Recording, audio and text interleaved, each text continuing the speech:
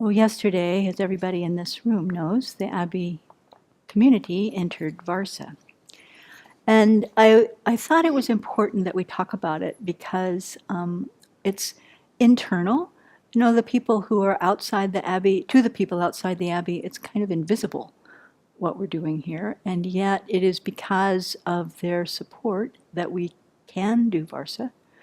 And in part, we exist in order for us to be able to do Varsa in some way, you know. So even though it's internal and fairly invisible, I think it's really important to be public about what we're doing.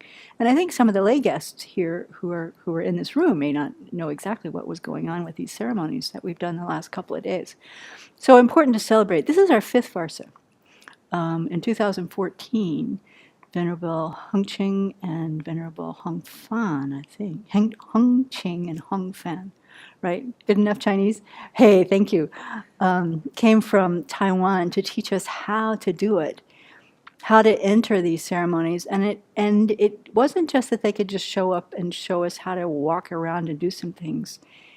People may not remember, or people who haven't been here that long may not know that everything that we're doing as far as the Vinaya is concerned, as far as the rituals and the ceremonies that are done by a fully ordained Sangha in this tradition, have come to us from China. So everything has to be translated over and over and over. So there are numerous iterations of the translations that we've been using for our ordinations, for our posada, or the twice a month confession and purification ceremony that we do.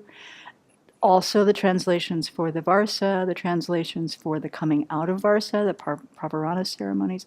All of this stuff has had to be translated, edited, run through, learned, taught by people who are willing to come and teach us. And so over and over and over, through the help of so many monastics, first of all, the Abbey is able to slowly over the life of our existence to implement these traditions or these ceremonies or rites that have been in place since the time of the Buddha for fully ordained monastic communities. As far as we know, we said this when we announced this in 2014, as far as we know, we are the first and maybe the only fully ordained Sangha of Buddhist nuns in the United States who are doing these ceremonies in English. I know for sure that there are monastic communities in the Chinese tradition, the Vietnamese tradition, who are doing these ceremonies in their languages. But I don't think there's any place else that they're doing them in English, huh? Not these particular Dharmaguptaka ones. Yes, the Theravada ones. No, the Theravada nuns are also doing the ceremonies from the Pali. That I don't know. Do they do them in English? I don't know. That part I don't know. So there are they're little seedlings of monastic communities, fully ordained nun communities that are doing these ceremonies in the United States. So it's very rare, still. I will say, having spent some time in India this fall, that the monastic traditions of Sravasti Abbey were the things that I missed the most. I mean, there were I had a wonderful time. I was living with nuns. I had wonderful Dharma education while I was there. But I looked everywhere for bhikshunis with whom I could do the posada. I took 4 books with me so that, you know, if I found them, we could do it together. And I was, honestly, it's a little bit embarrassing. I was stalking nuns by the second month. If I saw somebody go by that looked like she might be in Chinese robes, I would run up the hill, try to catch this nun before she disappeared, or somebody that looked like they might have a few little burns on their head. I found one nun in the Dharmaguptaka tradition from Taiwan who was, you know, not so open to, and we could only do it, we needed 4. And then there were a couple of nuns from the Vietnamese tradition who seemed to be fully ordained nuns, but they didn't. Tibetan would have been our common language, but I didn't have that. So we had a little language problem there.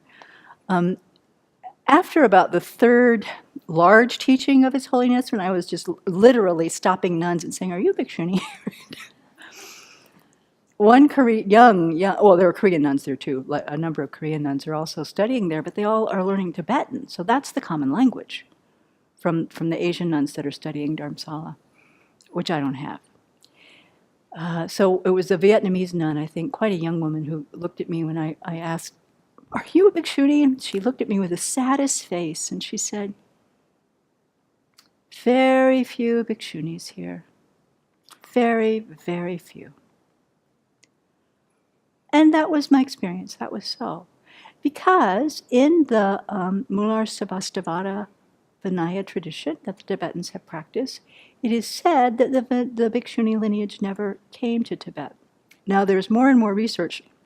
Ayatata Loka wrote me while I was there to say that she's found evidence that there was indeed a Bhikshuni lineage in Thailand, for example, and she sent me the link to where His Holiness the Karmapa has found some evidence of Bhikshunis having been in Tibet.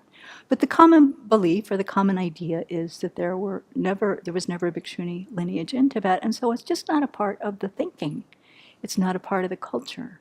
And nobody even really knows what they're missing because it's not a part of their framework, right? But to me, it was really apparent that what I was missing, I'm not passing this judgment on the nuns of that community, but what I was missing was the connection with these ancient rituals that the Buddha laid out for fully ordained monastic communities to do in order to, there's a part of what we do to preserve the Dharma, actually. It's part of what we do to keep the traditions alive. And a part of our mission at Sravasti Abbey is to root the Dharma in Western soil. And to do that, that includes practicing this, drawing from this Vinaya basket of teachings and doing these practices. Venerable wrote, when we first started doing this, that one of the conditions of a precious human life, meaning a human life with the best circumstances for Dharma practice, and the possibility of attaining awakening, is to live in a central land. And we read this in the Lam Rim. We know this from our meditations. So it's a place where the Sangha of at least 4 fully ordained monastics carry out 3 principal monastic rites. So it's the fortnightly confession, which I mentioned, the posada or sojang, the 3-month monastic retreat, the Varsa, and then the ceremony that concludes the retreat, the pravarana. So that's what we've been doing, working together with Chinese nuns over these years to implement. And we've been doing posadas since 2011, and then 2014 was the first time that we were able to do Varsa. So it's something to both, I think, continue to marvel at. I find that I'm already a little bit accustomed to it. Oh, of course we do it, of course. But there's no of courseness about it. It's still extremely rare. And it's still extremely precious. So just to bring that to our mind, that we have the opportunity to, as Venerable reminded us yesterday, even that we have the opportunity to be able to take ordination, to be able to, take the precepts that the Buddha laid out for monastics, is remarkable, given where most of us grew up, where we come from. That it's here in the United States, remarkable. That there are people here in the US and around the world who are committed also to supporting a Sangha like this, remarkable. That we have a teacher and a guide who can guide us in this way, remarkable.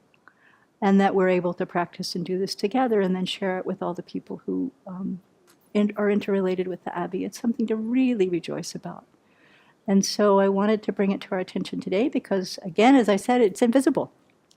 If you were just looking from the outside, you'd never know. We went and did some ceremonies, and that was that.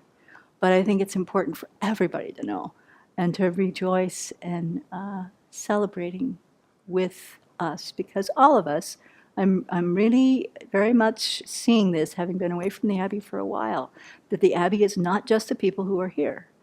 The Abbey consists of all the people throughout the world who tune in, who watch the videos, who make their offerings, who read the stuff, who sign up for the safe courses. All those people That's how far the Abbey's reach is. And it's not the Abbey, it's the Dharma reach. And so may we be able to really practice together, whether we're in person or online or whatever, in order to reach full awakening. And may we really treasure that this very precious and rare opportunity for holding these monastic precepts still exists in our world and is growing.